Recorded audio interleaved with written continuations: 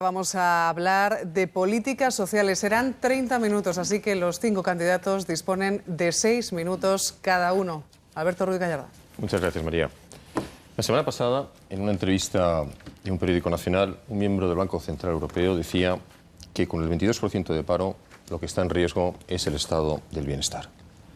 Pues bien, nuestro partido, el Partido Popular, y nuestro candidato Mariano Rajoy, concurre ante los españoles con un compromiso claro y rotundo, que es preservar la universalidad y la calidad de los servicios públicos, sin ningún tipo de merma.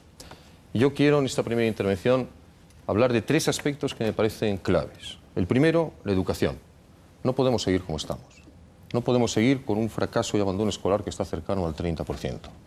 No podemos seguir dejando que 700.000 jóvenes en estos momentos en España ni estudian ni trabajan. Y por eso tenemos que hacer una apuesta rotunda por una educación pública y de calidad que es perfectamente compatible con la libertad de elección de los padres. Hay muchas medidas, pensamos en los centros bilingües o trilingües en las comunidades autónomas que tengan su idioma oficial, y quiero incidir en algo que es muy importante, que es una educación para el empleo. No podemos seguir como hemos estado durante tantos años con una educación al margen de lo que está demandando el mundo laboral. En segundo lugar, la sanidad. Nosotros garantizamos la financiación con cargo a los impuestos. Lo digo con toda rotundidad, no al copago en sanidad. Es un logro histórico de nuestra nación que no debemos de ninguna de las formas perder. Y llegamos más lejos. Queremos además aumentar el Fondo de Cohesión Sanitaria, que fue creado por el Partido Popular, para garantizar una sanidad de calidad para todos, vivan donde vivan en cualquier parte de España. Y en tercer lugar, las pensiones. Creo que todos los que estamos en esta mesa pertenecemos a una generación que tiene una deuda extraordinaria con la generación de sus padres. Se ha dicho que esta es la generación mejor formada de España. Y puede que sea cierto. Y nosotros sabemos que si eso es así, no es porque nuestros padres se privasen de lo que les sobraba, sino que muchas veces se privaron de lo que les faltó para que esta generación pudiese estudiar. No fue el segundo coche o la segunda casa, sino fue muchas veces poder llegar a final de mes, lo que hizo posible que esta generación estudiase y que esta generación saliese adelante. Pues bien, nunca más en la historia de España lo que ha pasado con un gobierno socialista, que es un recorte de las pensiones. Nunca más castigar a aquellos que han hecho posible que hoy España sea el gran país que es, disminuyéndoles su capacidad adquisitiva. Y por lo tanto nosotros desde el Partido Popular garantizamos, lo haremos por ley, como lo hicimos cuando gobernamos, la revalorización de las pensiones y garantizamos el mantenimiento de su poder adquisitivo. Educación, sanidad y pensiones son básicos compromisos con los que nosotros nos enfrentamos a las próximas elecciones. Señor Llamazares. Bueno, la campaña electoral no suspende la realidad. La publicidad no niega la realidad. Y en estos momentos lo que está ocurriendo en el sector social en este país, en el estado del bienestar y en las políticas sociales, es una abrumadora política de recortes por parte del gobierno del Partido Socialista y de recortes por parte de los gobiernos del Partido Popular. Un primer recorte, se ha dicho aquí, es el recorte en materia de pensiones. Un recorte muy grave porque rompe los acuerdos del Pacto de Toledo y porque retrasa la edad de jubilación y congela las pensiones. Creemos que no hay ninguna explicación en un país que gasta el 12%, el 9% de su PIB, cuando el 12% es la media comunitaria. No hay ninguna razón. Pero hay recortes también en la educación, en la sanidad, en las comunidades autónomas del Partido Popular, en las comunidades autónomas que gobierna Convergencia y Unió. Recortes que están afectando a la calidad de la atención a los ciudadanos. Recortes en la educación que se le hacen a la educación pública, pero al mismo tiempo con la otra mano se le da una subvención a la educación privada. Es decir, recortes injustos. Nosotros creemos que este país y que el estado del bienestar de este país no se puede permitir tales recortes. Tenemos un estado del medioestar, no del bienestar, en buena parte porque nunca ha contribuido la parte más rica de este país a la creación del Estado social. Por eso nos gastamos mucho menos de la media comunitaria, 70.000 millones de euros menos en gasto social, porque tenemos una menor presión fiscal. Y sin solidaridad fiscal no hay solidaridad social. Por eso, yo quiero plantear la necesidad de una reforma fiscal para que se pueda apoyar al sector social, para que se pueda apoyar el estado del bienestar, para que se pueda mantener la calidad de la sanidad, para que se pueda mejorar la educación española y para que se puedan mejorar los servicios sociales. Si no, lo demás son pronunciamientos vanos cuando al mismo tiempo se habla de mejorar y se está recortando. Por alusiones, vamos primero por el señor Macías. Bueno, yo quería hacer un planteamiento de las políticas sociales que me parece que debemos hacer. Los presupuestos generales del Estado del año vigente destinamos 27.400 millones a la deuda pública, 22.500 millones al paro, pero los ministerios llamados sociales, educación, sanidad, añadimos el anterior de vivienda, se destinan solo 6.600 millones, ¿no? ¿Por qué sucede esto? Porque quien hacen las políticas sociales, excepto las pensiones, son las comunidades autónomas. Competencias en sanidad, las competencias en educación, las competencias en servicios sociales son competencias de las comunidades autónomas. Gastan en sanidad 64.000 millones, el Ministerio de Sanidad 2.600 millones. Es decir, todo el mundo se puede dar cuenta de esto. ¿Qué sucede? Las comunidades autónomas, si están bien financiadas, podrán financiar estos servicios. Si las comunidades autónomas están insuficientemente financiadas, lógicamente no van a tener estos recursos. Por tanto, habrá una relación muy obvia entre la buena o mala financiación de las comunidades autónomas y la capacidad de hacer políticas sociales. Además de cuestiones que vienen al caso, señor Llamazares, por el caso de Cataluña, que es la ruina de la hacienda pública catalana provocada por el desgobierno del tripartito, donde ustedes estaban, que dejó unas deudas tan importantes que en estos momentos hay que salvar el estado de bienestar amenazado gravemente a través de la pésima gestión y la deuda imponente que dejó el tripartito. Pero en cualquier caso, sepamos que para financiar bien los servicios sociales hay que financiar las comunidades autónomas. En este sentido, nosotros, ya lo he anunciado al principio, formulamos una propuesta relativa a Cataluña de un pacto fiscal que nos parece que debe poner fin a lo que muchos han calificado de expolio a los catalanes, que significa que 16.000 millones cada año salen de las arcas, de los bolsillos de los catalanes y no revierten. Y claro, ¿sabe quién sufre más, señor Llamazares, estos efectos? Pues los que no llegan, los del barri del Raval, los de determinadas zonas del Prat de Llobregat o de Hospitalet, o de muchos núcleos antiguos de muchas poblaciones catalanas. Es decir, Cataluña, siendo uno de los territorios que más contribuye a la riqueza, por cierto, territorios, no chiringuitos, yo creo que ha habido aquí una alusión que me parece muy grave, quienes más contribuimos, resulta que no tenemos recursos para poder hacer frente a estas necesidades sociales. Por tanto, pacto fiscal como garantía de política social. ¿Quién quiere seguir? ¿Jáuregui? ¿Erkoreka? Josu, adelante, por supuesto. Bueno, es difícil discrepar en el terreno de los principios de los planteamientos que se están formulando aquí, porque efectivamente seguramente no seremos capaces de encontrar en todo el arco político, no ya en el parlamentario, sino incluso en el arco político, nadie que esté por la labor de desmantelar el estado del bienestar. Todos nos dirán que son partidarios de mantenerlo y de garantizar los servicios públicos básicos, la educación, la sanidad y los servicios sociales.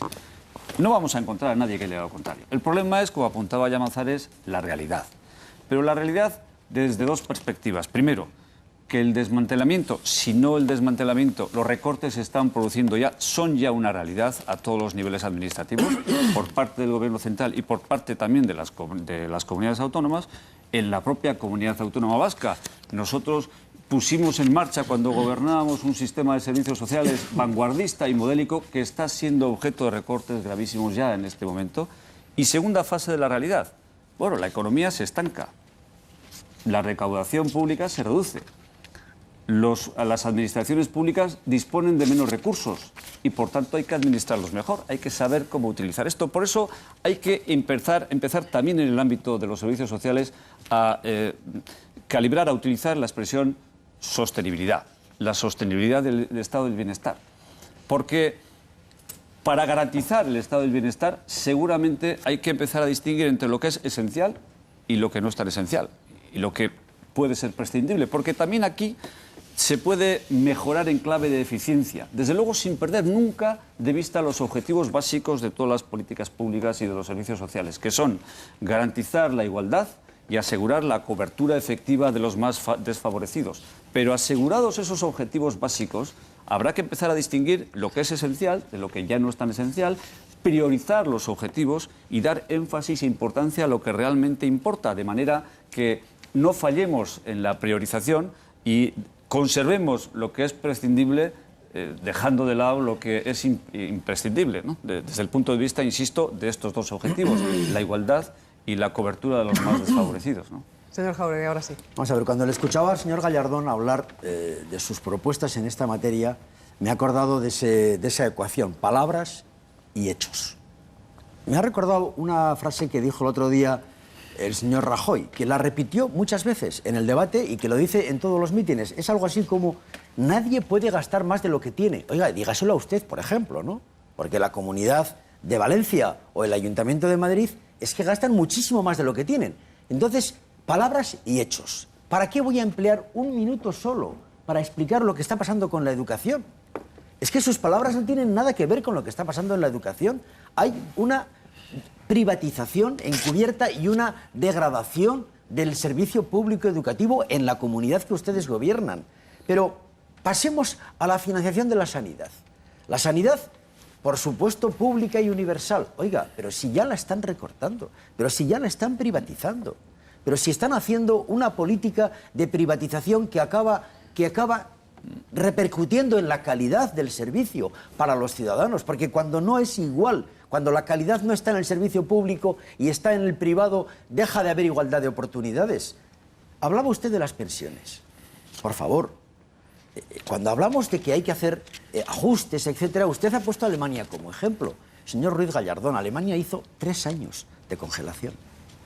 Nosotros hemos hecho un año no de las mínimas, que las mínimas, 3,5 millones, han tenido un incremento del 27% en los últimos 5 años, en los últimos 7 años.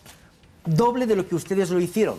Pero con todo, lo importante para el pensionista, más allá de la demagogia con la que usted se ha empleado, es que este gobierno, con algunos partidos, y con los sindicatos, y con los empresarios, ha hecho un acuerdo para la sostenibilidad del sistema, con ustedes en contra.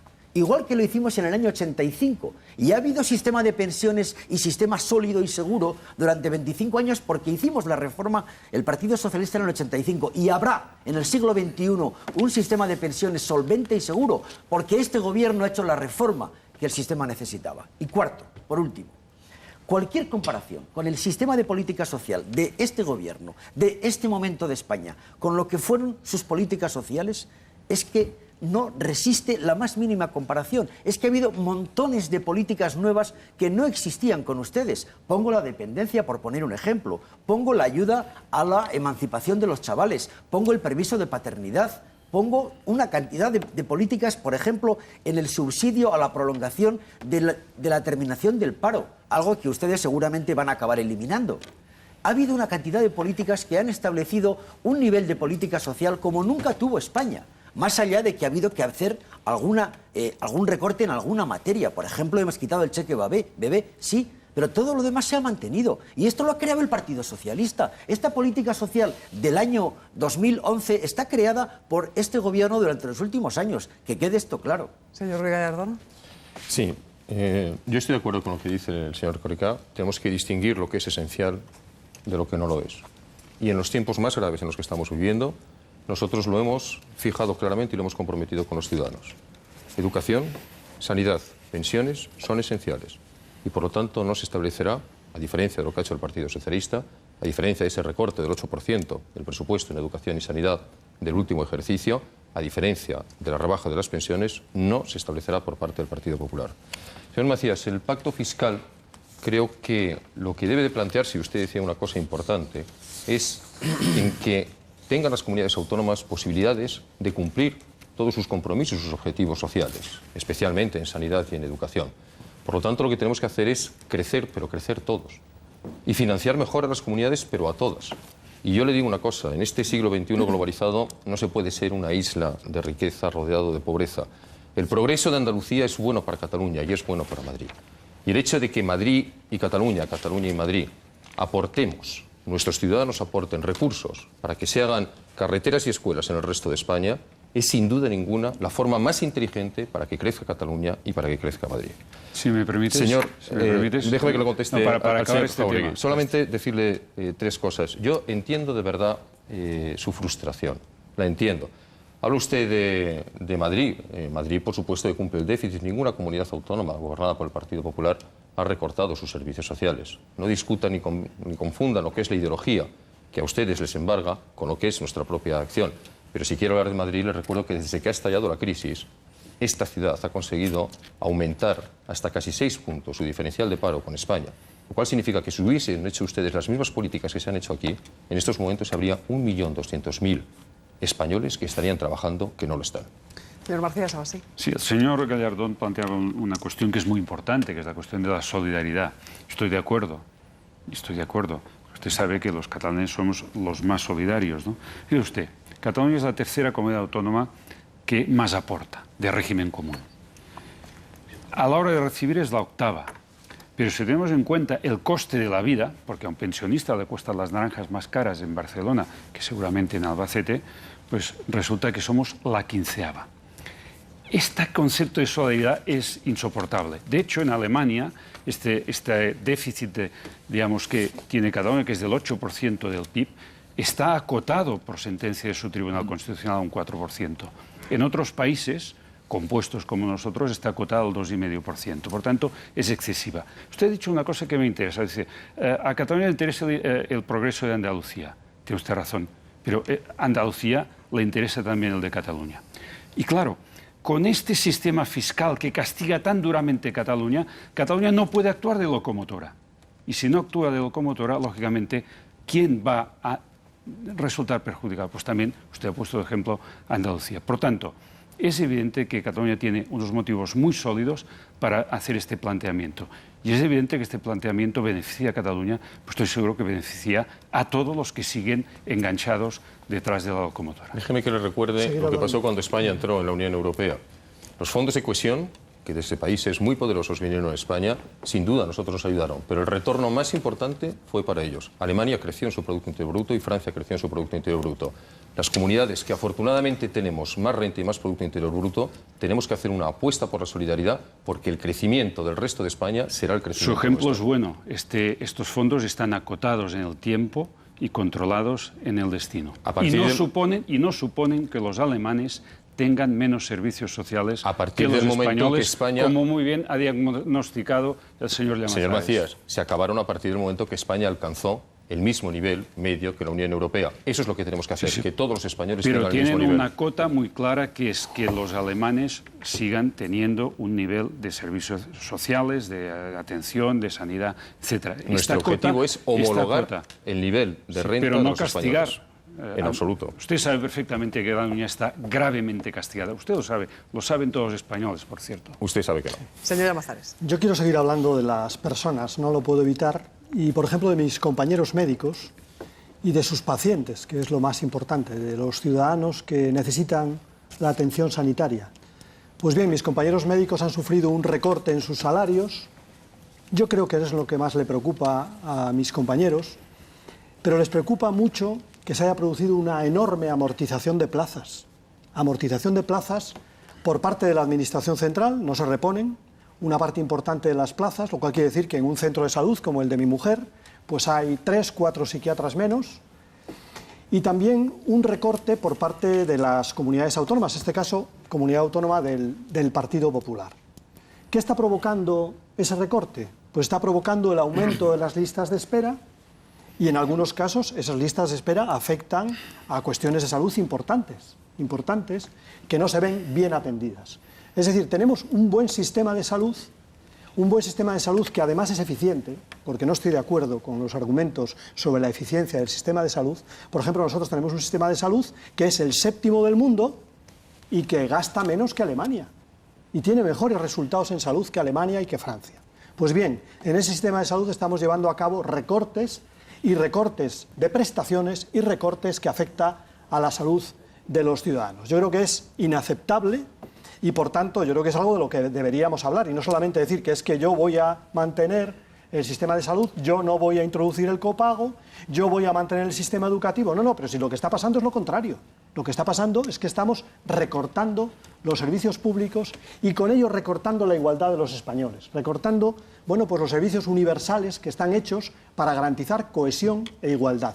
Y voy a un argumento, y es, si en la crisis económica, antes lo ha dicho el señor Gallardón, si en la crisis económica tenemos un alto nivel de desempleo, la lógica debería ser que, como tenemos más desprotección de los ciudadanos, tenemos que aumentar los mecanismos de protección.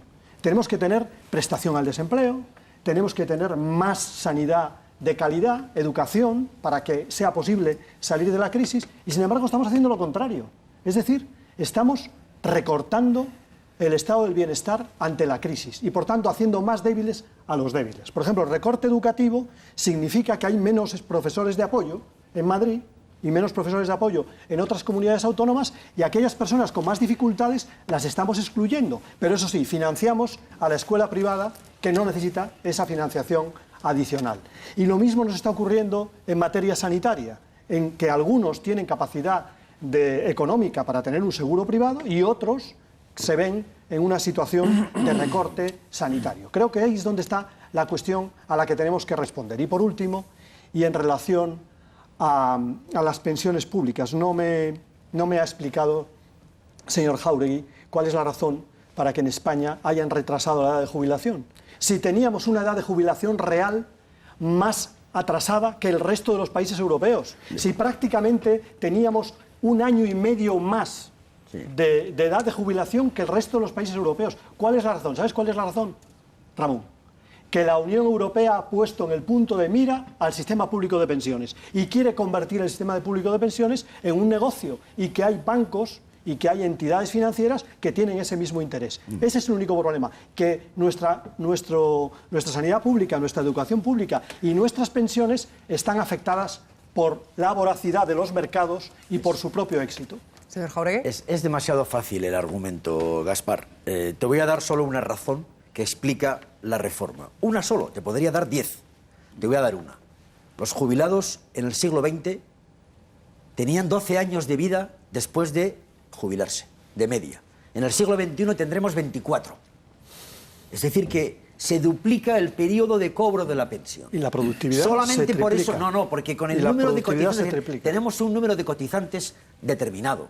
Teníamos 20 millones de cotizantes hace 3 años y ahora 17,5. Y tienes que mantener un número de cotizantes para que paguen las pensiones de los 8,5 millones. Y esto lo tenemos que mantener. Y perdóname, lo más progresista es asegurar la sostenibilidad del sistema, no emplear argumentos que no se sostienen y que dentro de un día, de unos años, esto se caiga. Lo que este partido ha hecho y lo que este gobierno ha hecho es dar seguridad a los pensionistas para los próximos 25 años. Hay una cosa que te quería decir al señor Gallardón, no sé si es el momento o me proponía Sí, claro, usted. adelante, faltaba más. Claro. La sanidad actualmente, Alberto, la sanidad ya está generando déficit. Los presupuestos de todas las comunidades autónomas son inferiores al gasto. Esto lo sabemos. Hay que afrontar ese problema. Nuestro programa, nuestro partido, propone unas soluciones. El vuestro, ninguna. La solución de Rajoy es que suba la actividad económica, que haya más empleo, habrá más impuestos. Oiga, ¿y si el año que viene crecemos el 0,5%, como nos dicen los institutos financieros? Si esto es así, ¿cuál va a ser la propuesta del señor Rajoy a la sostenibilidad financiera de la sanidad? Yo se la digo. Recortes y privatizaciones. Y, por tanto, ruptura del principio de igualdad de oportunidades, porque cuando se privatiza, se pierde el derecho a la igualdad. Y esto es lo que queremos reivindicar y mantener. El Partido Socialista ha hecho una propuesta y ha dicho hay que aumentar los impuestos. Fíjese qué duro es decirlo. Vamos a aumentar las tasas fiscales a tabacos y alcoholes. Vamos a quitar desgravaciones a los seguros privados. Vamos a intentar cobrar en los hospitales a todos los seguros que están concertados. Señor y que Jáuregui, no le recuerdo que si quiere una última intervención tendrá que reservarse Hay una algún tiempo. propuesta, hay una verdad frente al problema de la sostenibilidad financiera. Lo suyo son palabras. Desgraciadamente, solo eso. Los hechos son los que estamos viendo. Le doy ya la palabra al señor Erkoreka, que es el que más tiempo dispone todavía en su... Sí, muchas gracias. Bueno, Ramón Jáuregui ha hecho antes referencia a la dependencia, al servicio de la dependencia, como uno de los grandes logros que ha obtenido el gobierno Zapatero durante esta última legislatura, ¿no? Bueno, el dato es objetivo, es innegable, ahí está, ¿no? Pero también es cierto que el desenvolvimiento del servicio de la dependencia en los últimos años ha arrojado un elemento que ensombrece, digamos, el logro, tal y como lo está vendiendo Ramón, porque, Ramón, la dependencia la regula el Estado a través de una ley que aprobamos en Cortes Generales, sí, pero la prestación se encomienda a las comunidades autónomas, en Euskadi a los territorios históricos que son los competentes en materia de servicios sociales. Bien, el Estado establece un conjunto de prestaciones escalonadas que van incrementando progresivamente con el paso de los años y se compromete a financiar el 50% de las prestaciones, ¿no? De manera que las comunidades autónomas y los territorios históricos asumen la financiación del 50% restante. ¿Qué ocurre? Que el Estado no paga lo que le corresponde y, de hecho, las comunidades autónomas están asumiendo el 70, el 80, en fin, desde luego una cifra, un porcentaje infinitamente bastante superior a lo que en realidad les corresponde, porque el Estado, que ha puesto en marcha este servicio público, pero sin hacer referencia, sin conjugar al mismo tiempo el concepto de sostenibilidad al que antes yo me refería, ha hecho mangas por capirotes, no ha tomado en consideración el costo económico que esto puede suponer en el tiempo y está ahora sangrando a las comunidades autónomas y haciendo que sean ellas, insisto, en Euskadi y los territorios históricos, los que asuman el costo muy por encima de lo que en puridad les corresponde.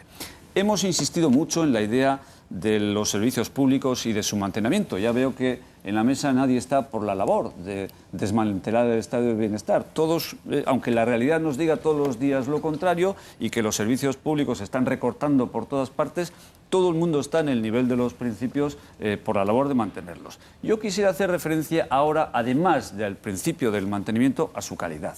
A la referencia de su calidad, porque hay aspectos relacionados con la calidad de los servicios públicos que no dependen solamente de los fondos públicos que se emplean en ellos, no solamente de ellos. Voy a poner un ejemplo claro, el de la educación.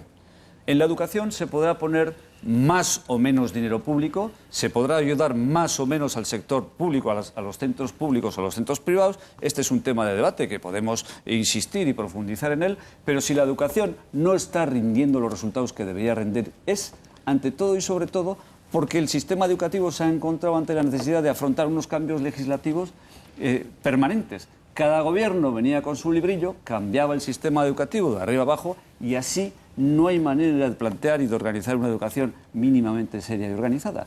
Este es uno de los principales problemas de la educación. La comunidad educativa está desconcertada, porque cada 4 años le cambian los planes de educación, el sistema general, y entonces tiene que reorganizar los planes, empezar todo de cero, y así no hay manera. Además del mantenimiento de los servicios públicos, por tanto, tenemos que poner énfasis de manera especial en su calidad y en los aspectos no solo en los económicos, sino también en los aspectos cualitativos que dependen de la regulación y que no dependen solamente de los fondos públicos, porque los fondos públicos ya sabemos que a corto plazo no van a ser demasiados, ¿no?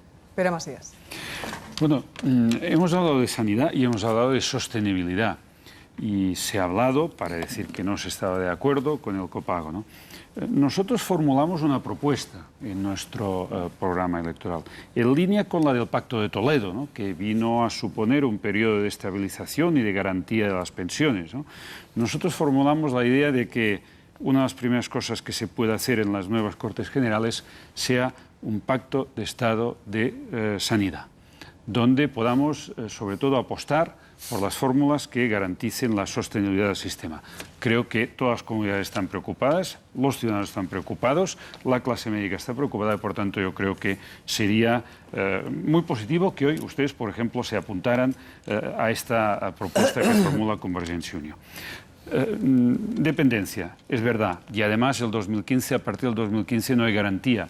Simplemente decir que en Cataluña el Estado no cubre el 50%, cubre el 30%, el 9% lo cubren los usuarios, el 79% la comunidad autónoma. Y última cosa, pensiones, un olvido, las viudas, un olvido. Bueno. Y un llamado de atención. Prácticamente ha consumido casi todo su tiempo ya Convergencia y Unió el señor Pere Masías. Al resto le queda también muy poquito, así que les vuelvo a reiterar y a pedir, por favor, ahora sí, por una cuestión de tiempo, intervenciones cortas. Señor Masías. Sí, yo me alegro mucho del cambio de Convergencia y Unió, porque no solamente estamos de acuerdo con el pacto, sino que hemos promovido el Pacto de Estado de Sanidad y no conté con su apoyo. No conté con el apoyo ni de Convergencia y Unió ni del Partido Popular. Me alegro de que ahora todos estemos de acuerdo en que es necesario el pacto por la sanidad y por la sanidad pública. señor Ruiz Gallardón, perdone. Sí, a intentar y ojalá conseguir el pacto por la sanidad y desde luego, absolutamente sí, al pacto educativo. Es la gran deuda de este país. ¿Palabras o hechos, señor Jáuregui? Hechos. El gobierno del Partido Popular aumentó el gasto sanitario por persona cubierta de 533 a 954 euros. Hechos. El gobierno del Partido Popular recibió de ustedes una seguridad social con déficit y la devolvió con superávit. Hechos. Son ustedes el primer gobierno de la historia de España que rebaja las pensiones. Hechos. El Partido Popular se compromete a que ni educación, ni sanidad, ni pensiones jamás sean afectadas por la crisis económica. Señor Erkoreka. Bueno, yo quiero insistir una vez más en la idea de la sostenibilidad. Si no la conjugamos como es debido, vamos a acabar desmantelando completamente el sistema de pensiones. Vamos a distinguir lo esencial del accesorio, el grano de la paja, y quedémonos con el grano. Que la paja podemos prescindir de ella hasta tiempos mejores. El tiempo manda en este programa, en este debate electoral, y al señor Macías le queda prácticamente para una frase. Sujeto, verbo, predicado. El pacto de sanidad que usted demandaba era para ir contra la Comunidad Autónoma de Madrid. En esto no jugamos. Y lo mismo le digo al señor Gallardón. Sujeto, verbo, predicado. Le queda prácticamente un par o tres de segundos.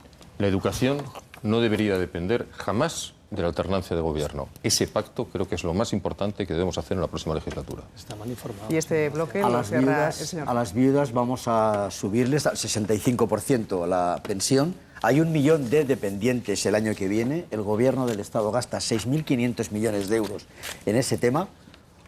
De acuerdo con la propuesta de la política de sanidad, del acuerdo en materia sanitaria, muy preocupado por la vaguedad de las propuestas, solo palabras, hechos completamente contradictorios. Lo que estamos viendo todos los días es lo contrario. Se consumió su tiempo, señor Jáuregui. Pues hasta aquí el debate en plató, pero también sobre políticas sociales hemos preguntado a los partidos del Grupo Mixto. El BNG cree que la crisis económica está siendo aprovechada por los poderes económicos para imponer su programa de máximos, para ir desmontando progresivamente el estado del bienestar, ir precarizando y degradando servicios públicos para convertir cuestiones básicas como las pensiones, la educación y la enseñanza pública en oportunidades de negocio para el sector privado. Frente a esto, el BNG propone otras políticas: equiparar el gasto social por habitante en el Estado español a la media de Europa occidental, defender la titularidad y la gestión pública de los servicios públicos básicos, educación y sanidad. Apostar por la inversión social, porque invirtiendo en políticas sociales se contribuye también a la recuperación económica y a la generación de empleo. Por ejemplo, desplegando totalmente las políticas de atención a la dependencia. Y para financiar estas políticas es imprescindible una reforma fiscal integral que equipare la presión fiscal sobre los ricos, sobre las rentas altas, sobre las grandes fortunas, al existente en los países socialmente más avanzados. La mejor política social es el empleo, sin duda, porque da dignidad a las personas y permite una cotización al sistema de seguridad social y a la política fiscal importantes para la sociedad. Pero es importante sobre todo la cohesión social entre las personas y entre los territorios. Y España ha avanzado muchísimo en las políticas de bienestar. Tenemos una buena sanidad, una buena educación, unas normas que regulan las relaciones laborales y un sistema de pensiones garantizado. Pero no podemos consentir que ningún gobierno dé marcha atrás en esas políticas del estado del bienestar. Y desde luego no vamos a consentir que Canarias quede atrás en las prestaciones básicas que necesitamos los ciudadanos canarios. Y pedimos en este momento también solidaridad con la Isla del Hierro y los habitantes del Hierro, porque eso es lo que tiene que hacer el Estado, garantizar el equilibrio y la cohesión social. Hablar de políticas sociales en la legislatura campeona de los recortes sociales es verdaderamente enfrentarnos a un drama, sobre todo si queremos ser claros y queremos ser exigentes con los gobernantes y que por tanto los ciudadanos nos juzguen como tal.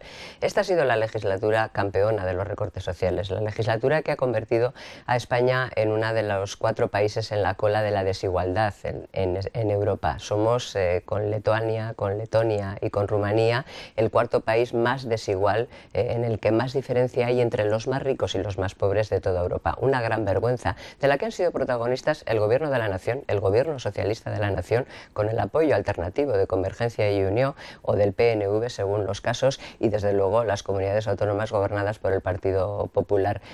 Yo creo que para acertar en las políticas sociales habría que hacer justo lo contrario de lo que hacen esos 4 partidos con responsabilidades de gobierno que están sentados en esa mesa. Justo lo contrario. Nosotros proponemos que la renta activa de inserción sea una renta permanente que dure 11 meses, que sea de aplicación también a los trabajadores de más de 45 años y que se recupere el espíritu del Pacto de Toledo, fundamental para que realmente las personas que llevan toda la vida cotizando tengan la expectativa de una pensión justa.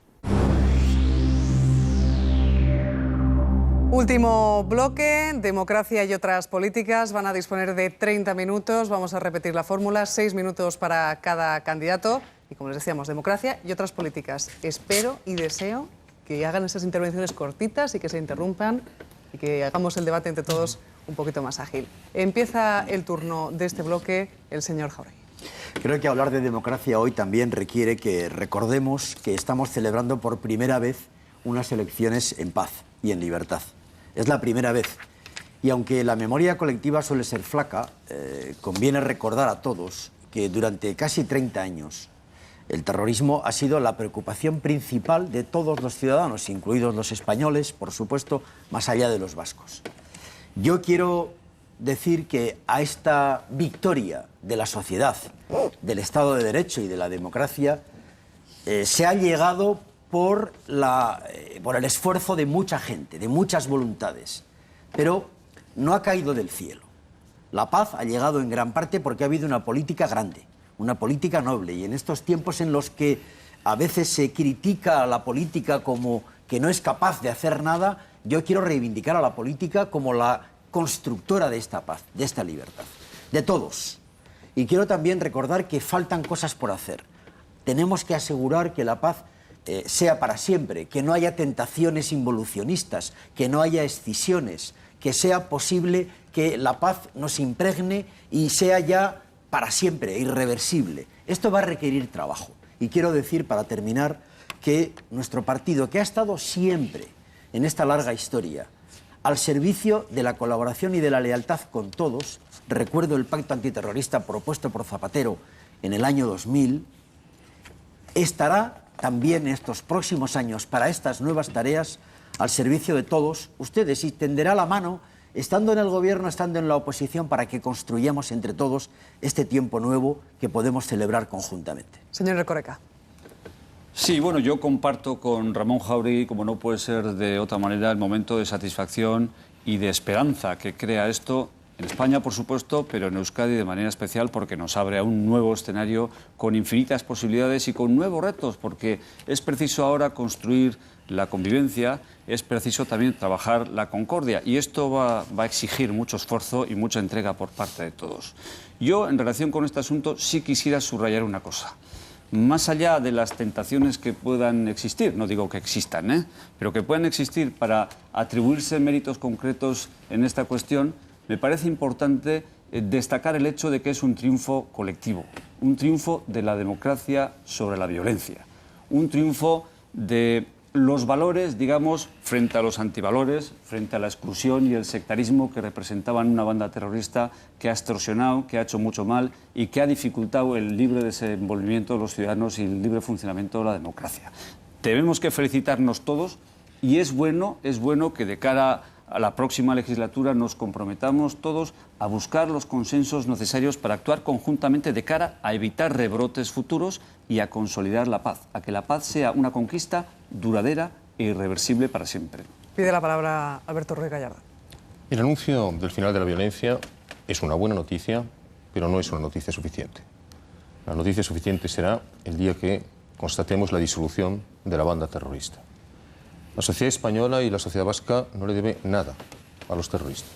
Son ellos los que están en deuda, especialmente con las víctimas. Apoyo completamente las políticas de consenso, pero creo que en este momento nadie debería de intentar repartir medallas, porque si hay alguien que merece una medalla, los únicos que tendrían derecho a llevarlo son las víctimas del terrorismo y también las fuerzas y cuerpos de seguridad Policía Nacional, Guardia Civil, miembros de la Ertzaintza, que son los que, defendiendo nuestras libertades, han estado sufriendo durante todos estos años. No es momento de medallas, es momento de unidad y es momento de recordar que a los terroristas nada les teníamos que dar por matar y nada les tenemos que dar porque dejen de matar. Señora Mazares. Bueno, yo me felicito también del cese definitivo de la actividad armada de la organización terrorista ETA. Considero que es una conquista de la sociedad democrática en su conjunto, de los instrumentos que tiene el Estado de Derecho, la ley, la justicia, la policía y la política, también la política. Y creo que es un momento para reivindicar la política y la primacía de la política sobre cualquier otro mecanismo y mucho menos sobre la violencia, ¿no? Quiero recordar también, como se ha hecho, a las víctimas del terrorismo y decir que merecen justicia, que merecen reparación, que merecen memoria y que eso lo merecen todas las víctimas del terrorismo de ETA y las víctimas de todos los terrorismos, también del terrorismo de Estado, del terrorismo franquista, que provocó decenas de miles de víctimas que todavía pues, no han tenido ni justicia, ni memoria, ni reparación. Vaya también para todas esas víctimas mi recuerdo. Pero yo, enlazando con esta cuestión, recientemente en un meeting tuve también un encuentro con otra persona, en este caso Antonio, un viejo militante y luchador por la democracia. Y este ciudadano me dijo: Gaspar, ¿qué estáis haciendo con la democracia? Tenía mucha autoridad para decírmelo, porque fue un luchador que pagó con la cárcel. Y lo he pensado y creo que no nos podemos ir de aquí sin que hagamos una reflexión sobre tres problemas fundamentales. El primero de ellos es la corrupción política. No hay derecho a que, siendo como es generosa y honesta la actitud de la mayor parte de los políticos, unos políticos empañen nuestra imagen y sobre todo afecten a los intereses y la credibilidad de los ciudadanos. Creo que eso me parece de la mayor importancia. Destaco que en el debate A2 entre Partido Popular y Partido Socialista este tema no se tocó y me gustaría que se tocase. En segundo lugar, creo que tenemos también en nuestro país un problema que deberíamos abordar en este debate y es la contaminación bipartidista de todos los órganos del Estado. Es decir, hemos pasado de un Estado de partidos o de una democracia de partidos a un Estado bipartidista, que contamina y que crea un conflicto bipolar en todas las instituciones del Estado. De tal manera que los ciudadanos ven al Tribunal Constitucional, al Consejo General del Poder Judicial, a prácticamente todos los órganos como órganos conflictivos y a veces sin demasiada credibilidad. Creo que ese tema me parece de la mayor importancia. Y en tercer lugar, recientemente, los dos partidos, Partido Socialista y Partido Popular, llegaron a un acuerdo para reformar la Constitución, decimos en asturiano, ahí va que te preste. Es decir, sin que haya prácticamente ninguna participación de los ciudadanos, sin someterla a referéndum y prácticamente sin que los parlamentarios nos enterásemos. Pues apenas 2 semanas. Creo que es escandaloso y que requiere también una reflexión a fondo sobre la democracia española, sobre la participación de los parlamentarios y sobre, por ejemplo, la representatividad de nuestro sistema electoral, que deja en la marginación a una parte de las fuerzas políticas y a nuestra fuerza política en muchos lugares la sitúa en la clandestinidad. Pero Masías.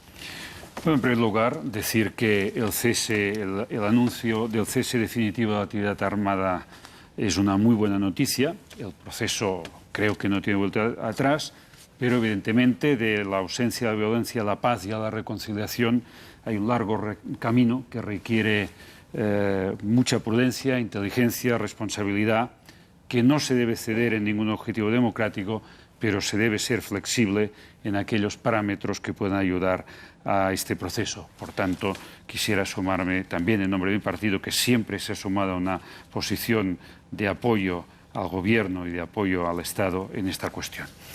Yo quisiera empezar la reflexión de este turno a partir de una expresión que en uno de los vídeos electorales se ha expresado, ¿no? Se ha hablado de las comunidades autónomas como chiringuito. Yo creo que esto es insultante para todos. Yo, en cualquier caso, siento que Cataluña, que el Gobierno de la Generalitat, que tiene bastantes siglos, que no procede de una Constitución, sino de mucho antes, que yo creo que estas formas son gravemente ofensivas y que formas como estas son aquellas que conllevan a que la calidad democrática no sea la que tenga que haber, ¿no? Tratar de chiringuito a quien sea presidente de Murcia a mí me parece una evidente y grave falta de respeto. También me parece una evidente falta de respeto, Ramón, y tengo que decirlo, un vídeo electoral que hoy vuestro Partido Socialista de Cataluña ha hecho público utilizando la vida de una persona que muere en un hospital como hecho noticiable para poder hacer un vídeo electoral. Yo te pediría, porque tú sé que eres un hombre de muy buen talante, que aconsejes al Partido Socialista de Cataluña que retiren inmediatamente este vídeo, que creo que no pasaría por ninguna prueba de ética, de calidad democrática, ni siquiera de calidad humana. Por tanto, te lo pido, Ramón, sé que tú vas a interceder y estoy seguro que este vídeo será retirado inmediatamente. Bueno, ¿alguien quiere intervenir, Ramón? Sí, tengo que empezar por decir que no conozco ese vídeo. Supongo que tiene que ver con la reivindicación que nuestro partido hace de la ley que llamamos de muerte digna, es decir, de la búsqueda del derecho al no sufrimiento. No tiene que ver con esto. No tiene que ver, pues entonces mejor lo dejamos porque déjalo y míralo y no puedo hablar. Y actúa, por favor. Pero sí querría aprovechar la intervención que ha hecho Pere Macías para reivindicar también de mi gobierno, de mi partido, una posición de compromiso firme, sincero, con lo que ha sido el modelo autonómico español. Nosotros creemos que el modelo autonómico requiere que tengamos más cooperación. Esto sí me parece importante, que tenemos que evitar algunas duplicidades, que tenemos que agilizar su funcionamiento, pero sí me parece importante reivindicar de mi gobierno y de mi partido una posición de coincidencia plena con el modelo autonómico. Y, como prueba, basta decir que es este gobierno el que ha hecho la reforma de los últimos 8 estatutos que se han reformado, dando un salto importante, pero aprovecho para decirlo, en el autogobierno, en la financiación, en los modelos de autonomía financiera de las comunidades autónomas. Querría también aprovechar para destacar la importancia de lo que ha sido durante estos años el avance en lo que llamaríamos ciudadanía, es decir, derechos de ciudadanía que hacen a las personas desiguales iguales ante la vida. Bien porque su orientación sexual, bien por su edad, bien por su discapacidad, bien porque son inmigrantes o porque son españoles emigrantes fuera, sordos que pueden ver la televisión y pueden ver este debate ahora viendo, o gente que ve la televisión pública española con la neutralidad y la pluralidad que hemos establecido en esta televisión los socialistas. Creo que es muy importante que ese código moral de ciudadanía avanzada no vaya atrás. Y tengo que interpelarte, Alberto, porque no creo que sea razonable que a la sociedad española del siglo XXI le sigáis planteando recursos contra, como hicisteis, por la igualdad de la mujer, a la ley de la igualdad, a las cuotas en las listas electorales, que lo habéis recurrido y lo habéis perdido, o al matrimonio homosexual, o al aborto, o a lo que es una concepción de laicidad incluyente, de más aconfesionalidad en el Estado, reconociendo el hecho religioso. Todo este avance moral, cívico, que ha hecho este gobierno, me parece muy importante para destacarlo y para que no vuelva atrás con un gobierno del PP si es que ganáis las elecciones. Señor Gallardón. Bueno, quiero decirle primero a Pere Macías que entiendo su preocupación y su dolor, pero que déjeme que le diga que en términos políticos los vídeos del Partido Socialista están absolutamente amortizados. A nosotros pero han sobrepasado una línea roja en este momento. Si es así, bueno, cuando lo veáis os daréis cuenta. Pero sí quiero decir que hablar de lo que no conocemos, ¿no? hace 8 años a nosotros nos sacaron un Doberman, o hace 4, ahora sacan otras cosas. Yo creo que de verdad ellos tienen que hacer una reflexión sobre su forma de enfrentarse a un proceso electoral. Pero voy a contestar a algunas de las cosas que se han planteado. Empezando por algo que decía Gaspar Llamazares, que no quiero eludir de ninguna de las formas, la corrupción. Frente a la corrupción, transparencia y aplicación de la ley. Tenemos que mejorar mucho la transparencia en las administraciones públicas. Tenemos que conseguir que sea objetivamente muy difícil que nadie que no cumpla sus códigos éticos se corrompa. Pero tenemos que conseguir que si alguien lo consigue, haya una respuesta inmediata de la ley. Y eso me lleva a hablar de la justicia, que creo que es un tema muy importante que tenemos que tratar. Nosotros, es verdad que durante muchos años hemos estado orgullosos de la transición. Y es verdad también que en estos 8 años se han roto muchos de los consensos que en la transición se alcanzaron. Ramón Jáuregui presumió orgulloso de haber reformado muchos estatutos de autonomía, pero no creo que puedas estar tan orgulloso de ser responsable de haber reformado por primera vez en la historia de la democracia española un estatuto de autonomía sin pactarlo con el partido que ha alternado el gobierno desde que somos una democracia. Eso no había pasado nunca en nuestra historia. No quisisteis. Y eso vosotros, porque vosotros no consensuasteis. No. Ese es el criterio del Partido Socialista. Hay consenso cuando te sumas a mis tesis. Si no te sumas a mis tesis, no las hay. Creo que debemos recuperar ese espíritu de la transición. Y creo que tenemos muchos déficits. Algunos se han planteado aquí. Yo, Pera, defiendo absolutamente el Estado de las autonomías. Creo que es uno de los grandes logros que nosotros hemos tenido en España, y creo de verdad que si cualquiera ha ofendido a Cataluña, yo me sumo a esa indignación porque me doy absolutamente por aludido también. Y creo también que, dicho eso, tenemos que racionalizar muchos de los aspectos, no solamente con las comunidades autónomas, lo tenemos que hacer con la Administración General del Estado y lo tenemos que hacer con los ayuntamientos. Hay que acabar con las duplicidades. Y en materia de justicia, hay que acabar con la politización. No podemos seguir teniendo un Tribunal Constitucional que la gente percibe que es una proyección de la representación política que tenemos aquí. Y debemos volver a un sistema de elección de los órganos de gobierno del Consejo General del Poder Judicial en el que participen los profesionales como la propia Constitución previó. Y por último, debemos tener una fiscalía que sea absolutamente independiente del gobierno, que sea absolutamente profesional. Y con eso, querido Gaspar, conseguiremos que no solamente el tema que tú has puesto encima de la mesa de la corrupción, sino que todos aquellos que preocupan a los ciudadanos, esos 350.000 asuntos nuevos que están pendientes, puedan ser resueltos no solamente con rapidez, sino también con equidad y con justicia. Nunca más politizar la justicia en España. Josu Erkoreka. Sí, bueno, yo quiero compartir la preocupación de Gaspar Llamazares en relación con los refractarios que son los principales partidos del Estado, el Partido Socialista y el Partido Popular, en relación con el uso de las técnicas de participación ciudadana y en concreto de las de democracia directa, ¿no? Lo hemos visto recientemente con ocasión de la reforma constitucional. No era obligatorio el referéndum, sin embargo era posible, ¿no? Y no conseguimos reunir el número de firmas constitucionalmente requerido para exigir el referéndum porque el Partido Socialista y el Partido Popular se opusieron rotundamente a que se llevara a cabo un referéndum para consultar a los ciudadanos en relación con un tema muy importante, que les va a afectar de modo notable a partir de unos años, en cuanto entre en vigor y se marque un antes y un después en lo que se refiere a la acción, a las posibilidades de acción social de las administraciones públicas. Yo quiero reivindicar una vez más las técnicas de democracia directa que no están excluidas en este marco constitucional, no están. El sistema político español es de democracia representativa básicamente, pero las técnicas de democracia directa están presentes en la Constitución, en el conjunto del ordenamiento jurídico y se pueden utilizar. Por ejemplo, elección directa de los alcaldes. Y no hay por qué utilizarlas de modo tan parco como se está haciendo en este momento. Yo no tengo inconveniente tampoco en la dirección de los alcaldes, no pondría ninguna, a mí me gusta mucho la propuesta. Técnica. Podríamos estudiar, ¿no?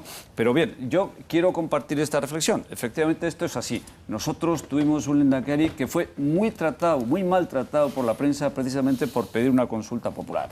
Solo por eso, ¿no? Por la prensa, no por el gobierno del Partido Popular, querrás decir. Bien, bueno, por la prensa. Llevó al Código Penal. Digo la prensa por no hacer acusaciones directas, pero evidentemente no recibió alabanzas tampoco por parte de ningún partido político, ¿no?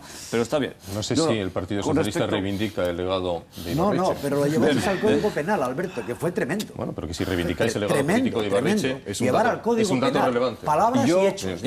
Yo sí lo reivindico rotundamente y en este punto, en este punto, en lo relativo a la utilización de prácticas, de técnicas de democracia directa, es modélico, es avanzado. Bien nos vendría a todos seguir su estela y mejorar la democracia haciéndola más participativa y permitiendo a los ciudadanos decidir en las cuestiones que les afectan de modo tan trascendental como esta reforma de la Constitución. Pero Masías. Sí, bueno, yo creo que a lo mejor habrá ocasión de ver si es posible esto, ¿no? Nosotros creemos que el pacto fiscal que va a plantear Cataluña a lo mejor va a necesitar de un planteamiento de un referendo y por tanto vamos a ver, habrá la ocasión de ver cómo reacciona el Partido Socialista o el Partido Popular, ¿no?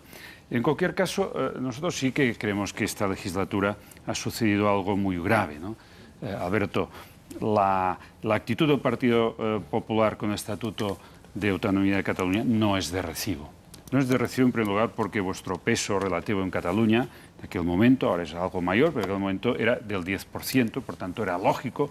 Había un estatuto aprobado por el 90% de Cataluña, y esto a ti te cuesta entenderlo, porque en Madrid tenéis el 55%, pero en Cataluña el Partido Popular es, en este momento el 15%, era el 10%. Por tanto, yo creo que era democrático, fue refrendado, fue validado, fue discutido en las Cortes, larguísimas sesiones, ¿no? En muchos puntos incluso acordado. Yo me acuerdo de vuestra portavoz Soraya Sáenz de Santa María acordando temas que vosotros mismos luego, en un recurso extensísimo, por cierto, también presentado por el Defensor del Pueblo, no sé si militante, pero sí exmilitante socialista, y que ha acabado con una gravísima pérdida de confianza de los catalanes en relación a las instituciones del Estado, en relación al Tribunal Constitucional, pero en relación a toda la política del Estado.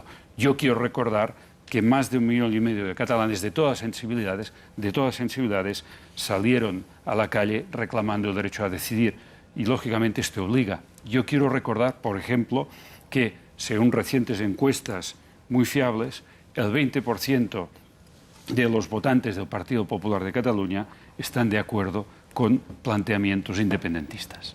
Por tanto, seguramente algo de esto tendrá que ver con lo que se ha quemado.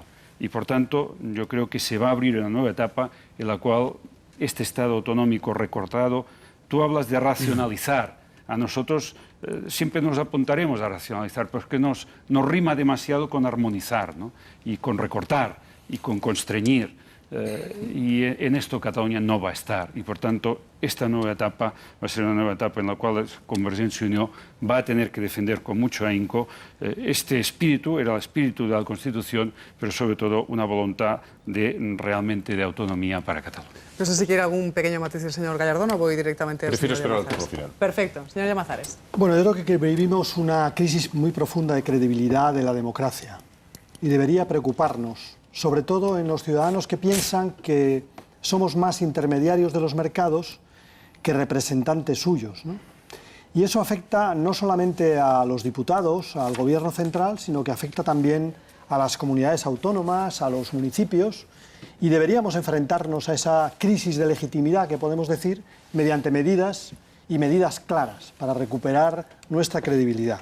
En ese sentido, desde un autonomismo y un federalismo también convencido, quiero reivindicar el papel de los municipios, a los que habíamos prometido durante la legislatura una ley de gobiernos locales que olvidamos y una ley de financiación local que también olvidamos, y ahora estamos viendo las dificultades enormes de los municipios ante la crisis económica. Pero he querido hacer hincapié en la corrupción porque creo que es un tema de la mayor importancia que afecta incluso hoy a altas instancias del Estado. Y creo que es un tema en el que no vale únicamente decir que hay que ser más transparentes, que probablemente haya que incrementar las penas del Código Penal, sino que hay que adoptar otro tipo de medidas. Por ejemplo, que los partidos seamos responsables subsidiarios del control de nuestros cargos, de los cargos que traicionan a los ciudadanos y traicionan también a nuestro propio partido, ¿no? Creo que son cuestiones que deberíamos reflexionar. Con respecto al sistema electoral, a mí me llama la atención que ahora algunos propongan la reforma del sistema electoral, cuando a lo largo de la reforma de la legislatura anterior, pues han convertido nuestro sistema electoral en un sistema electoral más blindado, menos proporcional, un sistema electoral con listas más cerradas. Yo creo que eso disuade a los ciudadanos de la participación política y creo que estamos emplazados a reformar el sistema electoral para favorecer la participación, para favorecer la pluralidad y para evitar que yo necesite meter 8 goles y ustedes metan 1 y ya tengan un diputado. Y por otra parte, también para favorecer mecanismos de participación directa que a mí me parecen imprescindibles. Pero quería terminar refiriéndome al bipartidismo. Bipartidismo que es en el fondo el problema del Tribunal Constitucional, el problema del Consejo General del Poder Judicial, el problema del Tribunal de Cuentas, el problema del Defensor del Pueblo. Un bipartidismo que se ha convertido en bipolarización y en reparto. Y yo creo que eso hay que modificarlo. Modificarlo a través del sistema electoral, modificarlo legalmente con firmeza. Señor Ercoreka. Sí. Estos días hablaba con un profesor de Derecho Público de la Universidad del País Vasco sobre la evolución del Estado autonómico. Y ambos coincidimos en una preocupación al observar que enemigos seculares del Estado de las autonomías están queriendo aprovechar la crisis económica como coartada para hacer tabla rasa del Estado autonómico y reforzar los poderes centrales del Estado. Su aspiración viene muy de atrás. Han sido enemigos seculares, históricos del Estado de las autonomías y del autogobierno de los territorios, ¿no? Pero están encontrando una ocasión excelente, un pretexto inmejorable ahora con la crisis económica para invocar razones de tipo económico y justificar esta recentralización. Bueno, yo no sé efectivamente si esto es así, pero hay declaraciones alarmantes por parte de responsables de los principales partidos políticos del Estado. Hay quien dice que hay que devolver competencias al Estado, que algunas competencias le sobran, que no pueden gobernarlas, que el Estado hay que reforzarlo. Por parte del Partido Socialista se dice que hay que eliminar las diputaciones y se llega a afirmar que algunas competencias, como por ejemplo las vinculadas con el urbanismo, tienen que recuperar a manos del Poder Central para evitar los casos de corrupción, como si la Administración Central no pudiera conocer un caso de corrupción. En fin, se está conociendo un proceso peligroso que a uno le hace recordar lo que ocurrió en los años 80 con el café para todos. Es evidente que entonces se invocó el café para todos con el objetivo claro de trivializar la reivindicación nacional de Cataluña, Euskadi y quizá también de Galicia, ¿no? Bien, yo me temo muy mucho que ahora estemos en la antesala de una vuelta al café para todos, pero esta vez para homogeneizarnos a la baja todos y quitarnos el café, el azúcar y, si es posible, hasta la taza. Yo me rebelo ante esto y quiero dejar constancia de que si las comunidades autónomas gobernadas por el PP o el PSOE quieren devolver competencias, que lo hagan. Pero nosotros queremos seguir con nuestro autogobierno y queremos profundizar en él. Es el momento, además, de optar por un nuevo estatus político. Ahora que el Estado autonómico acaba una fase y llega a su final, nosotros levantamos el dedo para decir: nosotros queremos más autogobierno y un nuevo estatus político que satisfaga a la mayoría de los ciudadanos vascos. Macías Jáuregui, ¿quién toma la palabra? Macías, si quieres. Yo comparto la totalidad de la línea argumental de Josu Erkoreka y quiero añadir una cuestión que para nosotros es muy importante y muy preocupante, ¿no?, para muchos ciudadanos catalanes, que es la preocupación por la lengua. La lengua catalana, como todas las lenguas minoritarias, están gravemente afectadas, ¿no? Están afectadas por los grandes medios de comunicación, por los grandes sistemas que en estos momentos difunden las grandes culturas y, por tanto, necesitan más que nunca una eficaz protección, ¿no? A mí me preocupa, por ejemplo, que el Partido Popular de Cataluña tenga como máxima preocupación que en la televisión de Cataluña, que es la única que emite básicamente con índices de audiencia importantes en catalán, pues que tenga que ser bilingüe. Es decir, si 15% de share en catalán, disminuimos al 7,5%. Y no dice nada del restante 85%. El restante 85% lo tenemos que dejar al mercado, pero tenemos que castigar a este 15%. Nos preocupa muchísimo la política lingüística del Partido Popular y, sobre todo, nos preocupan los ataques del Partido Popular a la unidad de la escuela catalana. Este sería, amigo Ruiz Gallardón, un gravísimo error que no deberíais incurrir. Señor Gallardón, si lo desea, tiene tiempo de sobra para hacer más de una intervención. Prefiero dejarlo para la final, gracias. ¿Sí? Pues Oye, nada. Por el siguiente. Señor Jáuregui. Pues con mucho gusto. Yo lo que quería era empezar por decir que yo miro con envidia el bilingüismo catalán. Soy vasco y creo que tenéis un bilingüismo envidiable.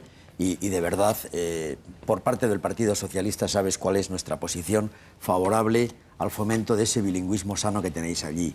Creo, sinceramente, que más allá de los discursos más o menos electorales, el proceso autonómico y el modelo autonómico goza de buena salud, más allá de lo que piensen algunos, y yo, sinceramente, creo que por nuestra parte habrá coincidencia en seguir trabajando en el avance en eso del desarrollo autonómico. Quería hacerle un par de precisiones a Alberto Ruiz Gallardón. Estoy obligado a hacerlas porque has hecho un par de comentarios sobre el Tribunal Constitucional, los consensos del Estatuto de Cataluña, y yo tengo que precisarte. Primero, fuisteis vosotros, fue el Partido Popular el que se negó, cuando hicimos la reforma de la ley del Tribunal Constitucional, a que las comunidades autónomas pudieran proponer magistrados. Lo recordarás, Pera. El PP no quería que las comunidades autónomas propusieran magistrados. Ahora aquí, de nuevo, palabras. pero los hechos los contrarios. Y el Estatuto de Cataluña, perdón, yo estuve en esa negociación. Yo negocié el de Cataluña y el de Andalucía y vi cómo el PP quiso el de Andalucía y no el de Cataluña. Y vi el anticatalanismo tan feroz que hicisteis durante ese tiempo, que ha hecho mucho daño a Cataluña y a España, porque ha fomentado mucho el separatismo. Yo sinceramente creo que no valen palabras, bastan hechos. Y en esta materia y en política autonómica, los hechos son los de cada uno. Los vuestros son, desgraciadamente, contrarios a la realidad autonómica y a la política autonómica que España necesita. No sé si preguntarle, pero me temo que no, ¿verdad, señor Gallardón? Cuando me toca el turno, muchas gracias. Pues, señor Erkoreka. Bueno, y al hilo de lo que acabo de comentar en relación con este peligro recentralizador, quiero hacer una referencia explícita al comentario que ha hecho antes Alberto Ruiz Gallardón en relación con la unidad del mercado, ¿no? Efectivamente, la unidad de mercado existe ya, no ya en España, también en la Unión Europea, ¿no? Existen trabas, efectivamente existen entre unos territorios y otros, pero no son ni mucho menos mayores que las que existen en los Estados Unidos. Es que en los Estados Unidos la legislación mercantil y la societaria es incluso radicalmente distinto entre un Estado y otro. Fíjate hasta qué punto esto supone una traba para una empresa que quiere implantarse en el territorio. Y sin embargo eso no impide el impulso de la potencia económica de Estados Unidos. Se le acabó el tiempo. Y al señor Llamazares le queda prácticamente una frase. Tiempo para una frase. La única frase es la lucha contra la corrupción, evidentemente, y no volver la cara. Te aseguro, señor Gallardón, que ahora no me va a decir que no. Están todos a cero menos usted. Y le agradezco mucho que me dé la palabra. España es un país que tiene la dimensión que tiene, Dios. Y en esta dimensión, para ser competitivos dentro de la Unión Europea, para poder competir con Francia, con Alemania, con Italia, con el Reino Unido, nosotros no podemos segmentar nuestros mercados. Si lo hacemos, nos equivocaremos. Y creo de verdad que la unidad de mercado en absoluto es incompatible con las competencias autonómicas. Lo que pedimos es que cada comunidad dé por bueno y valide aquello que ha hecho otras comunidades para que los grandes proyectos empresariales o los pequeños que cambien de localización no tengan que empezar desde cero. Eso nos hará más competitivos y creará más empleo. En segundo lugar, que no haya ninguna duda del compromiso del Partido Popular con el bilingüismo. Al contrario, eso es lo que nosotros defendemos. Es más, hemos dado un paso más lejos todavía. No es el bilingüismo ya lo que en Cataluña y el País Vasco y en Galicia y en todas las partes de España que tiene una lengua propia defendemos. Defendemos el trilingüismo. Lo que tienen que hablar nuestros hijos y los hijos de nuestros hijos son las lenguas españolas, cada uno en su territorio, y además hablar inglés para ser competitivos en esa Europa que estamos construyendo. Y os contesto a las preguntas con relación al Tribunal Constitucional.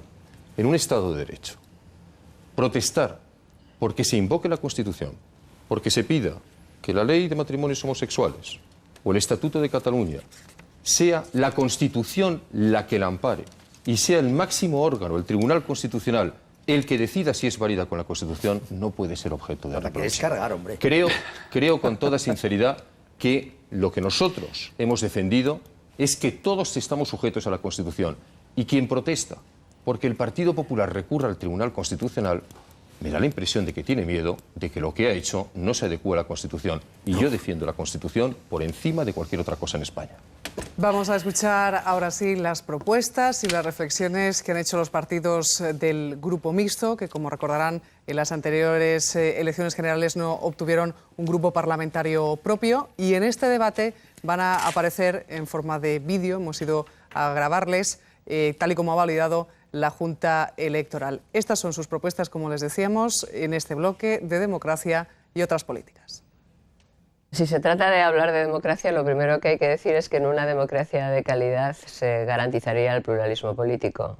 Y Unión Progreso y Democracia estaría sentada en ese debate y no grabando un enlatado para entrar en un debate en una televisión pública que pagamos todos los españoles. En una democracia de calidad la ley electoral sería justa. Es decir, que el voto de cada ciudadano valdría lo mismo al margen de la parte de España en la que viva o de la opción política en la que vote. En una democracia de calidad no podría haber imputados en las listas, imputados por corrupción contra la administración pública, ni podría haber corruptos en las administraciones públicas. En una democracia de calidad la justicia sería independiente. Es decir, que el Consejo General del Poder Judicial, la Fiscalía del Estado, el Tribunal Constitucional no estarían cooptados por los partidos políticos, no estarían compuestas por personas mandadas allí por los partidos políticos. En una democracia de calidad en España, los partidos del bipartidismo, los del establishment, no mandarían lo que ahora mandan, precisamente para que hubiera pluralidad y para que hubiera democracia. El BNG considera que es necesaria una profunda regeneración democrática que nos permita avanzar hacia una democracia real, hacia una democracia de más calidad.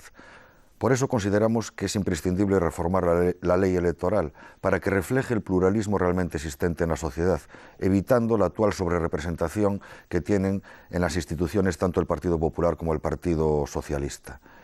Consideramos además que hay que fomentar las iniciativas legislativas populares y la celebración de consultas populares para que no se puedan tomar decisiones básicas para el conjunto de la sociedad sin que ella en última instancia tenga la última palabra. Y además una democracia de más calidad significa también ampliar los espacios de autogobierno de cada pueblo para que los pueblos sean los auténticos dueños de su futuro. En esta legislatura que comienza es fundamental la presencia de los nacionalistas canarios en Madrid, porque los próximos 4 años el Congreso de los Diputados tiene que aprobar unas leyes importantísimas para nuestra tierra. Por un lado está la renegociación de toda la política agraria comunitaria, donde Canarias es distinta porque tenemos el plátano, tenemos el tomate, el sector de flor cortado a nuestra ganadería, que es distinta a la continental, y tenemos que estar ahí. Pero también el 2013 tiene que estar aprobado el nuevo régimen económico y fiscal de Canarias, una ley que saldrá del Congreso de los Diputados y que habrá que negociar con Bruselas y que es nuestro fuero y el futuro de Canarias. Pero también ha quedado pendiente la aprobación del nuevo Estatuto de Autonomía de Canarias, que no solo nos va a dar más autogobierno, sino va a definir el futuro de Canarias. Y exigimos en política exterior un papel estratégico de Canarias en cuanto a las inversiones y a la cooperación con África. Pues ya prácticamente hemos consumido todo el tiempo en este debate electoral, así que les queda a los 5 candidatos que están hoy en plató ese minuto final para que nos digan sus conclusiones, y la persona que empieza esa ronda es Josu Erkoreka del PNV. Gracias. Tras el definitivo cese de la actividad de ETA, Euskadi vive ahora un momento de esperanza, un momento en el que será preciso afrontar el reto de la transición de la violencia a la democracia. Y para ello hará falta pacto político, acuerdo institucional y también refrendo social. Porque Euskadi es afortunadamente mucho más que ETA y el terrorismo. Es cultura, es gastronomía, es modernidad, es tecnología, es innovación, es competitividad, es trabajo bien hecho, es gusto por la cultura, por la excelencia y por la calidad. Y ahora, además, está llamado a ser convivencia y concordia. Y para que todos estos aspectos puedan estar presentes en el futuro de Euskadi, es ahora más necesario que nunca que se vote a favor de las formaciones políticas que siempre han puesto énfasis en estos aspectos positivos de Euskadi, como el Partido Nacionalista Vasco. El 20N votaremos diputados y senadores, pero los vascos estamos llamados también a votar por Euskadi. Votemos por Euskadi. Se acabó votemos su tiempo. PNV. Pere Macias, Convergencia y Unió. Las elecciones del 20 de noviembre son muy importantes para Cataluña. Lo son para el futuro de los catalanes y sobre todo para el futuro de nuestros hijos. Tendremos que elegir entre quienes defienden el pacto fiscal, quienes defendemos el pacto fiscal y quienes defienden que continuemos pagando sin que se atiendan nuestras necesidades. El pacto fiscal es la garantía de nuestro bienestar y progreso. Us demanem força, molta força perquè caldrà per poder aconseguir el pacte fiscal, per defensar el català, per defensar el corredor del Mediterrani, per disposar de la sanitat, del sistema educatiu, de les prestacions socials que els catalans necessitem. Els vots de Convergència i Unió seran la força per Catalunya. En farem un bon ús. Moltes gràcies. Turno de Gaspar Llamazares, Izquierda Unida. Gracias. Izquierda Unida somos como tú. Como tú estamos preocupados y estamos indignados por esta crisis económica y por las políticas de ajuste. Como tú sabemos que esta crisis no es solamente una crisis económica, es una crisis política y una crisis ética. Pero como tú, no queremos desesperar, no queremos irnos a la abstención. Como tú, tampoco queremos resignarnos. No queremos votar lo de siempre o peor que lo de siempre. Como tú, tenemos derecho a cambiar, tenemos derecho a rebelarnos para tener voz en el Congreso de los Diputados, para resistir el ataque a los derechos de los trabajadores y a los derechos sociales, para conseguir, en definitiva, una salida dialogada y justa a la crisis económica y para regenerar nuestra vida democrática, para hacer una vida democrática más viva. Alberto Ruiz Gallardón, Partido Popular. Gracias. Lo que está en juego el próximo 20 de noviembre no es el triunfo de un partido sobre otro. No es el triunfo de la izquierda sobre la derecha o la derecha sobre la izquierda. Lo que está en juego es la posibilidad de que España salga adelante, de que seamos capaces de superar la crisis y de que seamos capaces de generar empleo. Nosotros creemos en la capacidad de España para hacerlo y creemos en la posibilidad de nuestro partido para poder liderar ese proyecto. No lo queremos hacer solos, lo queremos hacer con todas las fuerzas políticas a las que convocaremos a los consensos necesarios, y muchos de ellos hemos hablado aquí. Y lo queremos hacer sobre todo con la sociedad, con toda la sociedad que tiene que ser protagonista de esa recuperación. El 20 de noviembre no se puede producir el triunfo de una España sobre otra, sino el triunfo de una opción que cuente con todos, que gobierne para todos, especialmente para aquellos que han perdido su puesto de trabajo o que lo están buscando, y que lo haga desde la moderación y desde el diálogo, pero desde la firmeza. Ese es el proyecto del Partido Popular, ese es el proyecto de Mariano Rajoy. Y por último, Ramón Jáuregui, Partido Socialista. Señoras y señores, yo quiero decirles en nombre del Partido Socialista que España puede. España tiene tejido, tiene empresas, tiene liderazgo internacional, tiene capital físico, tiene capital humano. Tenemos lo que llamaríamos las condiciones para salir y saldremos. La siguiente pregunta es ¿cómo? Yo no quiero que España salga con la fractura social, destruyendo en gran parte las bases de su modelo de bienestar, con salarios baratos. Yo no quiero que seamos un país de salarios bajos que compite a la baja con el resto del mundo. Quiero que seamos un país competitivo en la globalización, pero de primera división. Y lo podemos ser. Y quiero apelar para que ese reto sea posible, para que podamos efectivamente ganar ese reto, quiero apelar a nuestra tarjeta de presentación. Los grandes logros de la historia moderna de España han estado ligados al Partido Socialista. La reconversión industrial, la entrada en Europa, el estado del bienestar. Lo queremos hacer con ustedes. Lo hicimos ya y lo volveremos a hacer si contamos con su confianza. Muchas gracias y buenas noches. Pues así termina este gran debate electoral. Queremos agradecer a los 5 su presencia en este debate, como les decimos, de cara a esas próximas elecciones del 20 de noviembre.